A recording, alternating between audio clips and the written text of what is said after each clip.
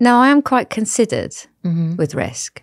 And I do look at all eventualities. I am a strategist, I suppose, in many ways, working with people's lives, but also in my previous job. And so I do think carefully about what the outcome could be. But I'm very, very focused on what the end result is of anything that I do, because then you can always go for that. So I try to make sure that everything I do, I know all the eventualities, and then I'm kind of like, am I okay with that? Yes, because the best eventuality is possible. Therefore, I'm okay with it. I like that.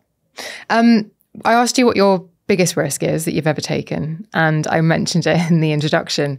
You had this incredible job in media, a really well-paying, high-profile, influential, important job, and something made you take the leap. So tell me about that.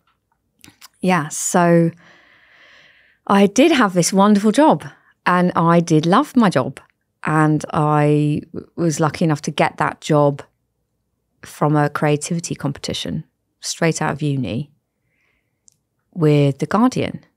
And so I went through these rigorous things, and then I landed this job in television development, which for then was for a very big company, Endemol Shine. And I worked my way up there, and I absolutely loved it. I worked hard, and it got to the point where I had had so much fantastic experience working to help all these incredible people get onto broadcasting.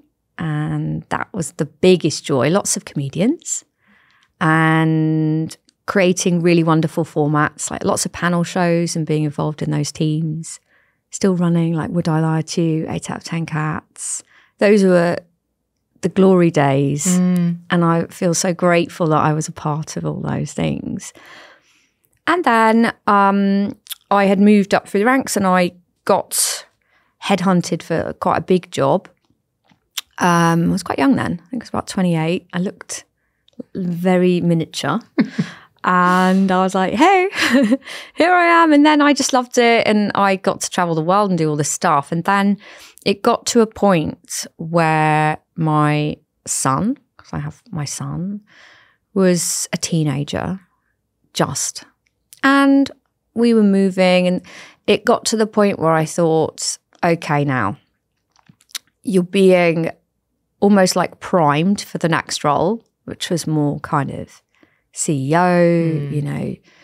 And I thought to myself, well, the dream that I have inside me is to work with people, to help them to create success and joy, like in the way that they want.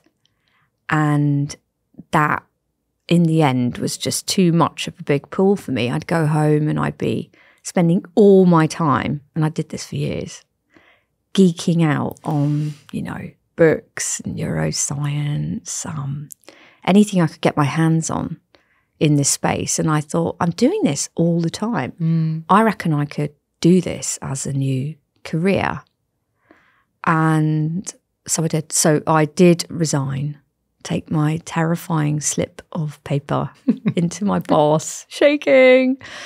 And we had a hug, and, you know, she was a great boss at the time. And I just thought, I have to not do this to the next level. I have to go now.